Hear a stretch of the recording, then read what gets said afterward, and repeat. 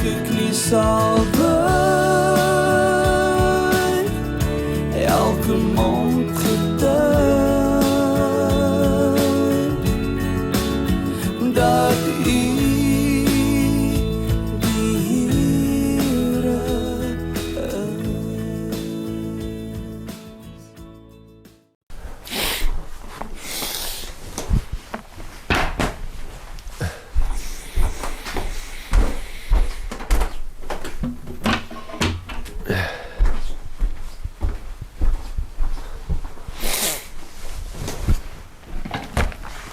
Baie welkom by Vita die Woordskool. Ons is besig met die Evangelie van Johannes. En vandag is ons op 'n baie interessante hoofstuk. Nou, dis eintlik 'n onregverdige uitspraak om te maak, omdat elke liewe hoofstuk van Johannes tot dusver was absoluut gelei met inhoud en betekenis. En ek dink, soos wat jy nou saam met my deur hierdie lees en deur dit werk, hoe verder ons gaan, hoe groter raak 'n mens se bewustheid dat jy skil net die eie af. Jy skil die eie af. Want ons gaan nou deur hom tot die einde, maar dan kan jy net sowel voor weer begin by hoofstuk 1 en dieper dieptes ontdek van presies dieselfde teks. En elke keer wat jy dat deurgaan, nog 'n laagie van die eie afgeskil.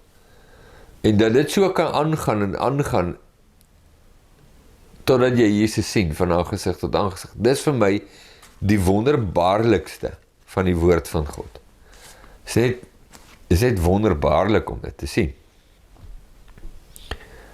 So ons doen nou wat ons nou doen, maar ons kan dit maar oor en oor en oor doen, dieselfde tekste, selfde inhoud, en net dieper dieptes ontdek. Hierdie hoofstuk gaan oor die owerspelige vrou. Nou, hierdie is een van die hoofstukke wat mense graag aanhaal om soort van hulle eie agendas of opinies te stawe. Dis dan baie lekker as jy iets in die Bybel kan aanhaal wat ondersteun wat jy sê. Net soos die versie wat sê, beproef alle dinge. Ja, jy hoor het baie.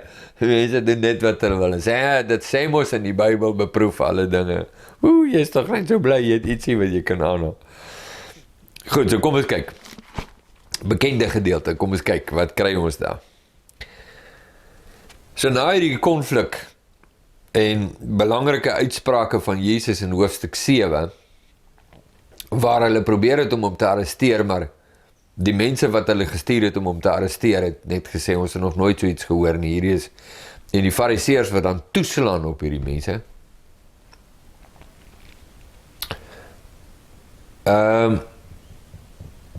gaan allemaal huis toe, maar Jesus gaan na die Olyfberg.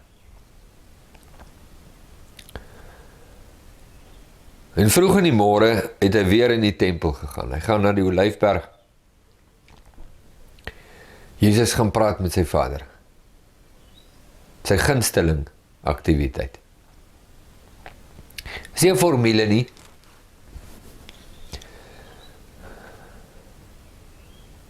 Dis 'n gunsteling aktiwiteit gebore uit verhouding en liefde. Die sinvolste gesprek wat Jesus kan hê is met sy Vader. En hy spandeer tyd met sy Vader.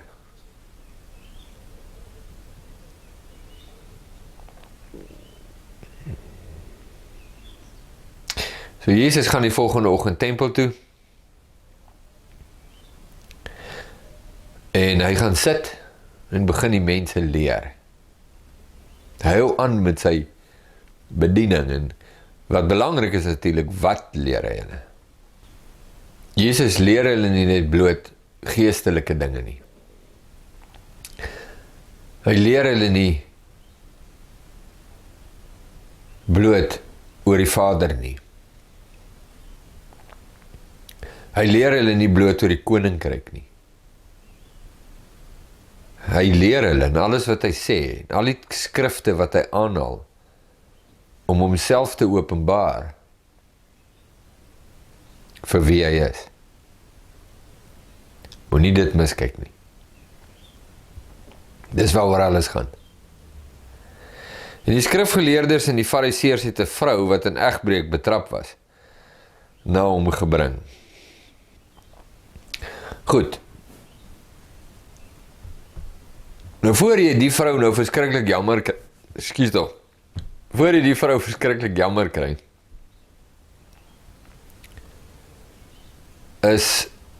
wil ek haar net mooi vir jou skets. Sy is 'n wreedaard.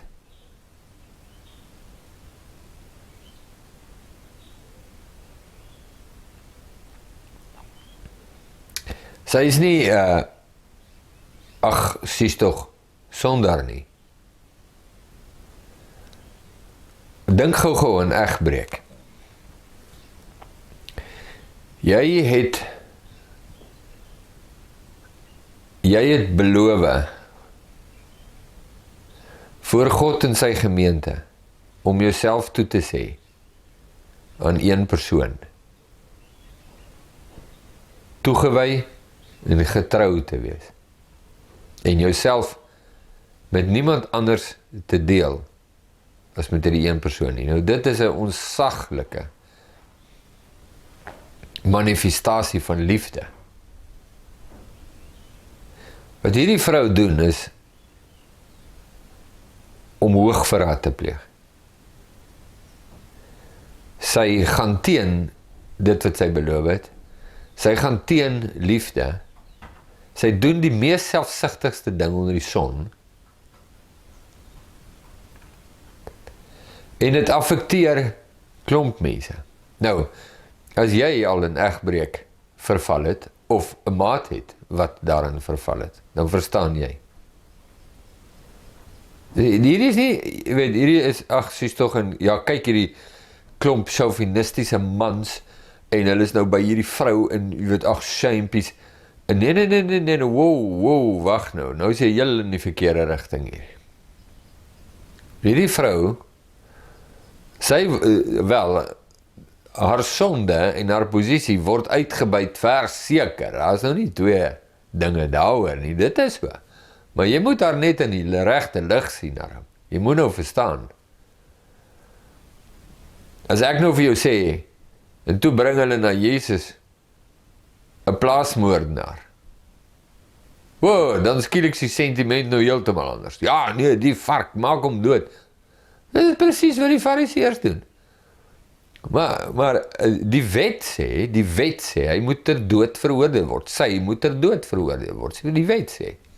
God sê so, nie fariseërs nie. Maar wat hulle nou gaan doen, is hulle gaan die woord van God teen God gebruik. Dit moet jy sien. Nou, dis 'n heeltemal 'n ander saak hierso, nee. Hier's twee dinge wat jy moet sien. Die een is, wie die vrou is. Jy moet dit sien, jy moet dit verstaan. Jy moenie nou eri-feri raak oor dit nie, want dan gaan jy nou die impak van hierdie hoofstuk totaal en al misloop. Jy wil nie dit doen nie. En die flagrante rebellie en sonde van die fariseërs. En hulle gebruik die situasie om iets anders te kry. God sê, die vrou moet sterwe. Haar sonde verdien die dood. God sê so. Sy oordeel is op haar. Ja, hulle is heeltemal reg om dit te sê. Maar hulle sê dit nie, want hulle dra die belange van God op hulle hart nie. Hulle het 'n ander agenda. Dis die tweede deel van hierdie verhaal. Maar sien net die vrou eers in die regte lig. En toe hulle haar tussen hulle in laat staan het, sê hulle vir hom, meester, nou, dis al slinks, meester, hulle speel 'n speelietjie, dis wat hulle doen. Hierdie vrou is op 'n daad van egbreek betrap. So ek neem aan, sy en die man met wie sy egbreek gepleeg het, was daar in 'n kamer in 'n huis ergens, en hulle het haar gesien ingaan en gewag, dat die verloop van die saak nou kan neem en dat hulle in die bed kan betrap. Nou gewag en toe gaan hulle in en toe kry hulle ook daar in die bed. So hulle gryp haar daar uit. En sê hulle verder, vers 5, en Moses het ons in die wet bevel gegee om sulke vroue te stenig, maar u, wat sê u? Nou weer eens, hulle beroep hulle op die wet van Moses wat hy by God ontvang het. Asof hulle die belange van God op die hart dra, maar dis nie waar nie. En Jesus weet dit. So jy kan ons nou dink. Hier kom 'n ding. En dit het hulle gesê, sê Johannes, om hom te versoek. So eintlik moet jy nou verstaan wat hier gebeur. Jy kan sê, as die ware staan die Satan, geklee in die klere van 'n fariseer, reg voor Jesus. Dit eintlik moet jy sê. Die Satan wat Jesus versoek het in die woestyn, met die woord van God, sê daar staan geskrywe. Dis presies wat die fariseërs nou hier doen. So eintlik moet jy sien, wat hier staan, is 'n vermomde Satan. Hy is vermom soos 'n skrifgeleerde. Dis eintlik wat hier gebeur. Dit het hulle gesê om hom te versoek, sodat hulle iets kon hê om hom te beskuldig. Maar Jesus het gebuk en met die vinger op die grond geskrywe. Maar toe hulle aanhou om hom te vra, het hy hom opgerig en vir hulle gesê.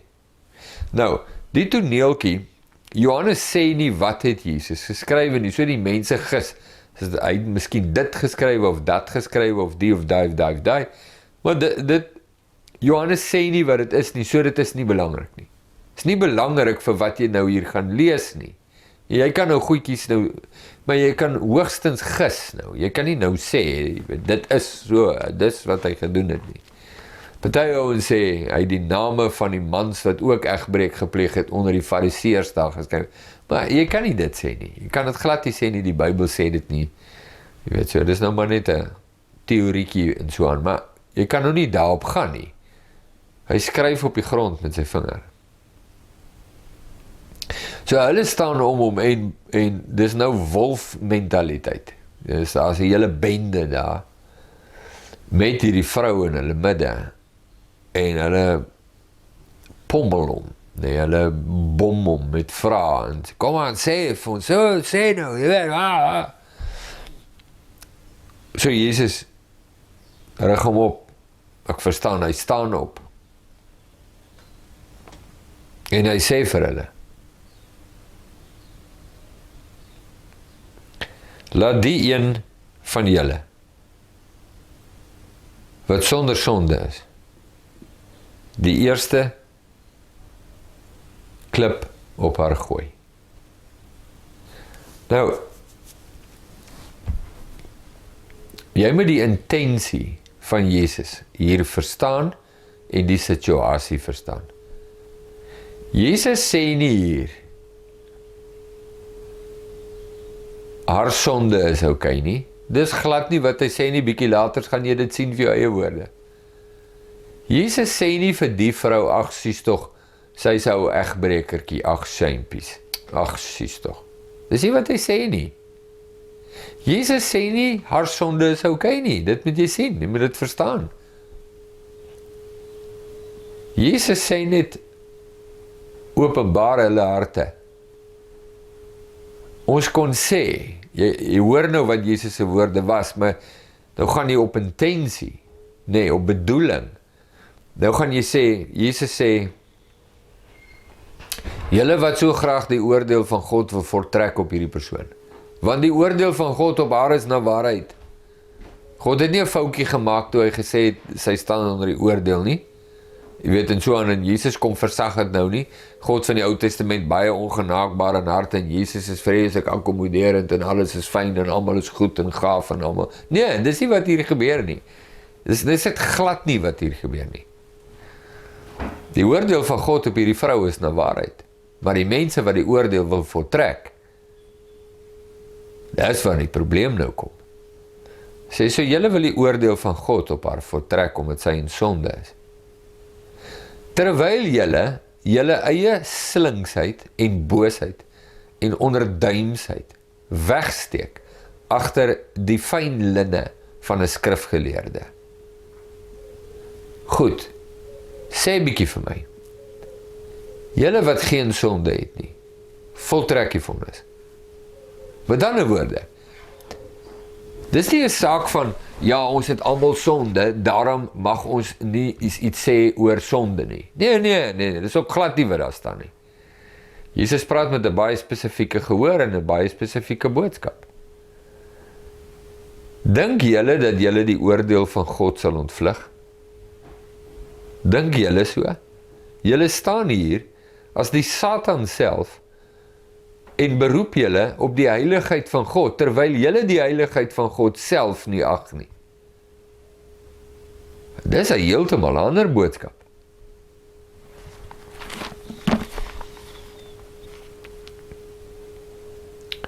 En weer het hy neergebuk en op die grond geskrywe. Dus weet jy wat nie. En toe hulle dit hoor, het hulle deur hulle gewete bestraf. Met ander woorde, die register in hulle eie harte van die boosheid waarmee hulle nou besig is.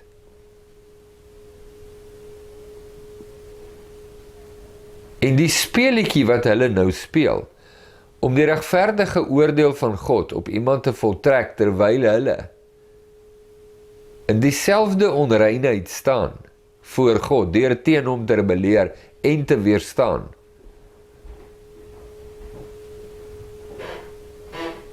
En as hulle 'n klip sou optel om maar te gooi, sou hulle daarmee erken dat hulle dieselfde oordeel verdien. Want hulle doen dieselfde dinge. Romeine 2. En hulle word bestraf deur hulle gewete. Dis die innerlike registrasie, die innerlike verstaan. Jy is skuldig, broer.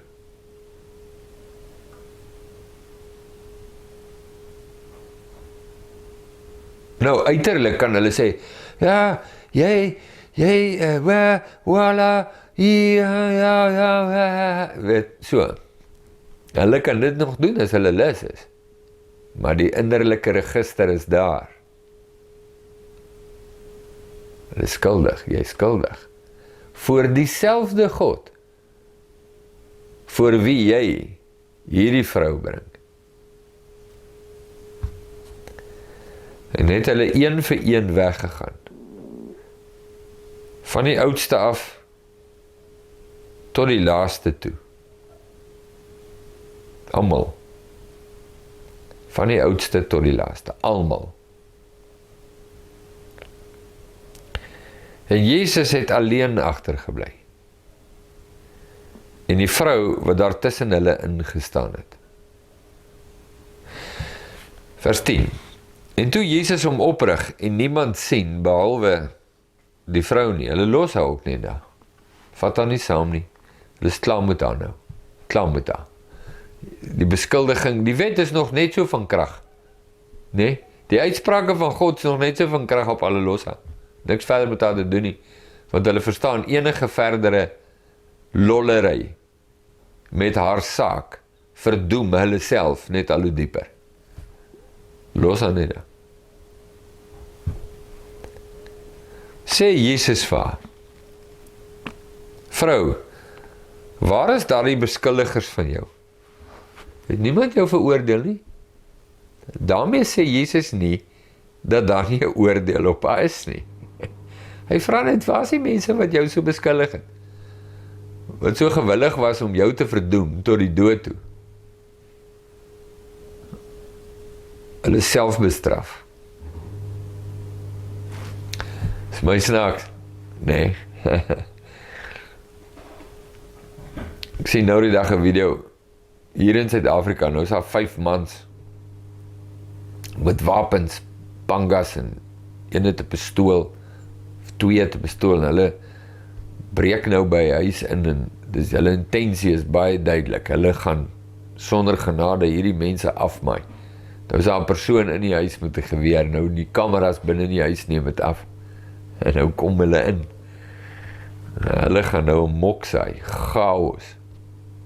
En daai persoon het 'n revolver of pistool en trek los en skiet op hulle. Weet jy wat snaaks? Weet jy wat snaaks van daai toneel? Die ouens hardloop weg. Jy dink, wat snaaks daaraan? Dink bietjie, wat is snaaks daaraan? Weet jy wat snaaks aan? Hulle dink niks daarvan om hierdie mense in die huis se lewe te neem nie. Hulle eie lewens moet net nie in gevaar kom nie. Die oomblik wanneer hulle lewe in gevaar is, vlug hulle. Kom snaaks nie. Jy kan 'n ander ou se goed steel, iemand moet net nie jou goed steel nie. Jy kan 'n ander ou rassisties hanteer, hy moet net nie jou rassisties hanteer. Jy kan 'n ander ou disrespekvol hanteer, hy moet net nie vir jou disrespekteer nie. Is net so. As jy nou wil sien wat is regtig in 'n mens se hart, kyk nou. En hier doen Jesus dit met hierdie fariseërs. Hulle is baie bly om haar dood te maak. Hulle gaan haar dood maak. Hulle gaan die wet afdwing hier, want hulle gaan. Toe sê Jesus maar, en hy trek 'n pistool uit. En toe hardloop hulle. Skielik is doodmaak nou nie meer aanvaarbaar nie. Toe hulle die uitdelers is, toe hulle so in beheer, jong, en hulle so arrogant. En die oomblik toe die bordjies verhang word, toe sit 'n ander sak. Is dit nie snaaks nie? Val my altyd op. So sy antwoord vir Jesus, hy vra, waar is jou beskuldiger? Jesus, sy antwoord en sy sê, niemand nie, Here.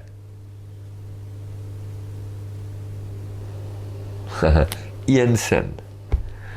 Nou, ek gaan jou ietsie sê. Nou, onthou, Johannes sê, Jesus buk en skryf op die grond en sê nie wat hy skryf nie. Ek sê, dan gaan ek dit verby. Sê nie wat hy skryf nie. Hy het geskryf, met hulle gepraat, weer gebuk en geskryf, sê nie wat nie. Ons kan raai. Maar hier is iets anders hier. Johannes skryf een sin. Die vrou sê, niemand nie, Here. En direk daarna is daar die eienaardigste reaksie van Jesus. Nou, hierdie sin en Jesus se reaksie bring ons op 'n spoor.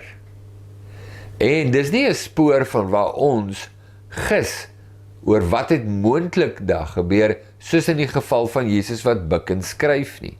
Want ons het die res van die evangelie om dit te bevestig. So kyk wat dit is jy reg? Jesus se reaksie. Ek veroordeel jou ook nie. Gaan heen en geniet jou sonde. Sien jy dit? Amazing, hè? Wat 'n dag gebeur. Gaan heen en sondig nie meer nie. Luister wat 'n dag gebeur. Beteken daardie versie dat Jesus sê, daar is nie meer oordeel oor sonde nie? Nee, glad nie. Glad nie. En daar's twee dinge wat ons het, wat dit baie duidelik maak. Die een ding is hoe Jesus die sin, die geleentheid voltooi, deur vir haar te sê, gaan en sondig nie meer nie. Die ander ding is om te verstaan dat die karakter van God se heiligheid is onaantastbaar en onveranderlik. Hy is heilig en hy oordeel alles wat onrein en onheilig is. Die uitspraak van Jesus wat sê ek veroordeel jou nie meer nie, het 'n baie belangrike oorsprong. Dis nie om te sê, toe maar jy is okay nie, want dis nie wat Jesus sê nie. As dit waar was, het hy nie geëindig met gaan en sondig nie meer nie. Jy is nie okay nie. Maar iets het gebeur, en dit het te doen met die vrou se sin, niemand nie, Here, en Jesus se inhoud en reaksie. Nou, hierdie is hoofstuk 8. In hoofstuk 3 verduidelik Jesus aan Nikodemus en die gesprek wat daarna gevolg het en Johannes se verduideliking daarvan, hierdie woorde. Hy wat in die Seun glo, het die ewige lewe, maar hy wat aan die Seun ongehoorsaam is, sal die lewe nie sien nie, maar die oordeel van God bly op hom. Die heel laaste versie van hoofstuk 3, gerigsteen deur die inhoud van hoofstuk 3. Johannes, dieselfde Johannes wat dit geskryf het, skryf hierdie toneel. Iets het gebeur. Jesus kanselleer nie die oordeel nie. Die Vader het oordeel op haar gesit en Jesus kom en sê, weet jy wat? Hy is 'n bietjie hard. Hy is 'n bietjie ongenaakbaar. Moenie jy worry nie, stick to me, ek kanselleer dit, ek sal verduidelik. Dis nie wat Jesus sê nie. Dis nie wat hy sê nie. Inteendeel, hy bevestig die oordeel van God op die lewens van mense. Mits iets belangrik gebeur het, en dit moet jy raak sien. En want, nou ek sou sê, hoekom klem ek dit so? Want vir baie jare het ek dit net glad nie raak gesien nie. Ou lees hier, jy preek oor dit, jy luister na preke oor hierdie gedeelte en hierdie een saak kom net glad nie na vore nie. En dis die armoede daarvan. Daar is een geleentheid,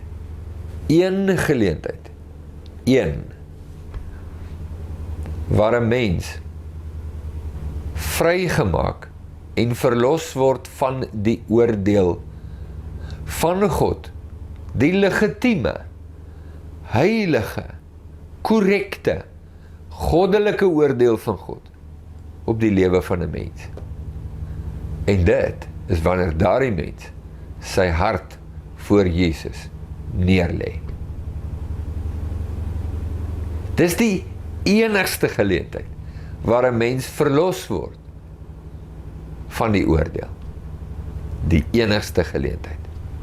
Vraag.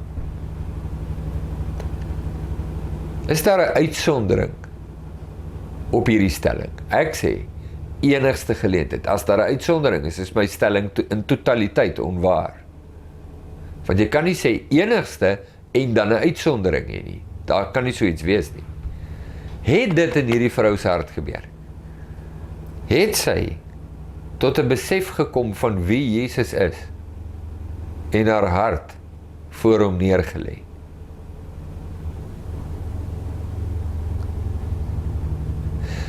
Nou, ek sê, sonder twyfel, en ek het twee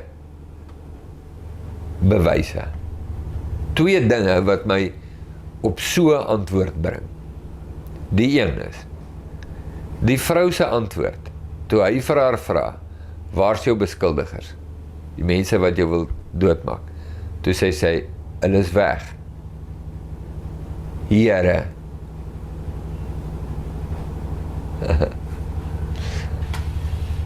sy weet wie dit is. Iets in haar hart. Nou daardie deel praat die Bybel niks oor nie. Iets het in haar hart gebeur.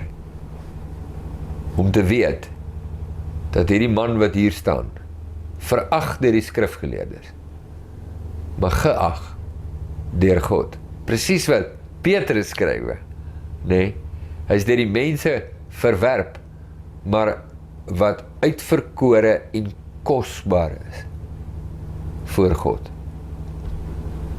En sy het dit raak gesien.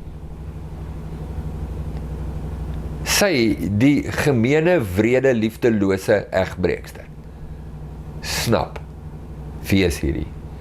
Reg langs haar staan die sogenaamde skrifgeleerdes en fariseërs, en hulle ignoreer Jesus en weier om in hom te glo. En sy noem hom Kurios, Here.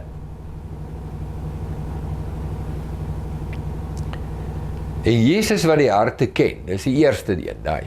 Tweede ding wat my op hierdie antwoord bring, van verseker het sy by daai plek uitgekom, is, Jesus onthef niemand van die oordeel, sonder dat hulle voor hom hulle harte buig nie. Nooit nie, en niemand nie. Ooit nie.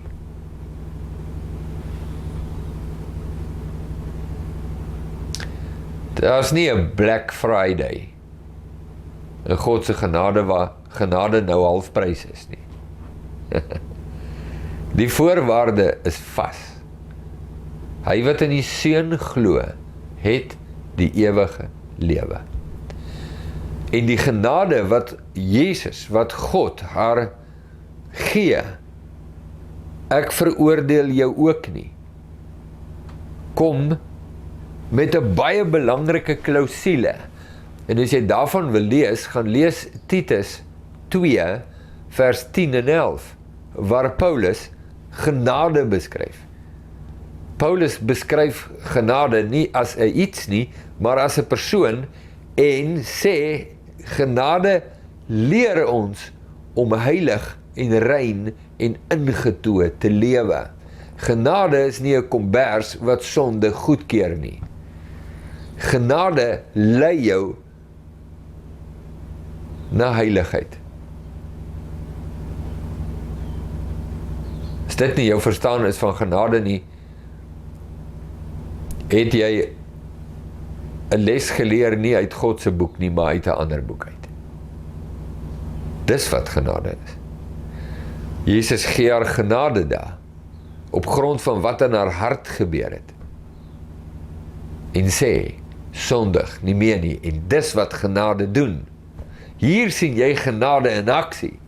Genade is net die klakkelose, redelose ontheffing van oordeel nie. Genade is die reaksie op die voorwaarde van God. Buig jou hart voor die Seun, en jy sal die lewe ontvang, jy sal genade ontvang, maar die genade wat jy ontvang, is genade van 'n heilige God. Daarom is genade ook heilig, en dit kom met die baie belangrike uitspraak, gaan 'n sondig nie meer nie. Dis wat genade is, en dis wat gebeur het met hierdie vrou. Die evangelie van Johannes gaan oor wie Jesus is. Die owerspelige, egbrekende vrou het dit raak gesien, en sy het haar hart gebuig. En elke keer wanneer 'n mens sy hart buig, onder daardie oortuiging, ontmoet hy God tot die lewe. Elke knie sal buig.